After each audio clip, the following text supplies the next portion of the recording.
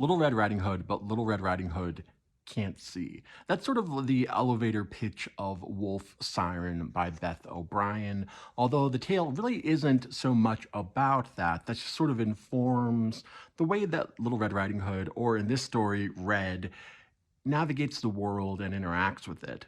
The actual plot of Wolf Siren really is more about Red coming to grips with the reality of who she is and a grandmother who is there and then gone and why that is, and also struggling against a mother who is very, very protective. I actually read Wolf Siren back in September. I just haven't had a chance to review it yet because I haven't reviewed anything in a very long time, really. So I wanted to get to this because Wolf Siren really isn't a retelling of Little Red Riding Hood. I am sort of up in the air about retellings, and I thought, oh, I'll try this one out.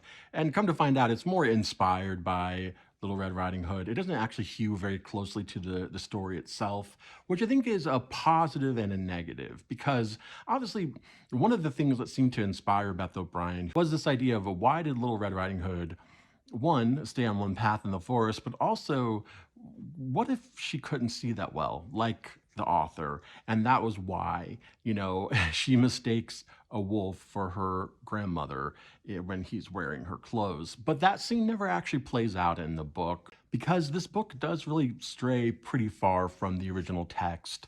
And there was a little bit of a disappointment for me because I do think that was part of the initial reason why I wanted to check this out, to see how a Little Red Riding Hood who wasn't able to see very well, if barely anything, it's mostly colors and swirls and shapes, but how she would navigate that story and how it might play out in that way. This really mostly just takes the basic components: a girl in a red cape, a woodcutter, some wolves. That's mostly it.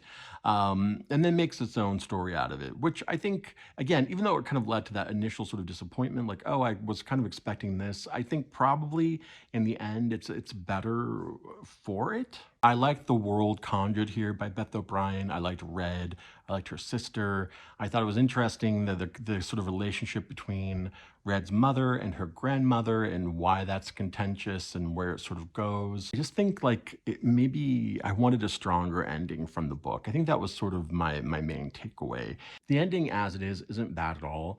It just felt like the book spent a lot of time setting things up, and then maybe the payoff just wasn't as strong as I was wanting. However, I really did enjoy reading the book. Certainly, if you're intrigued by the concept, I'd say give it a go. When I bought this, and it's been a while ago, it was only a UK release. It hadn't been published elsewhere. That may have changed by now, but certainly you can get the ebook or find it on Blackwell's if you're in the US.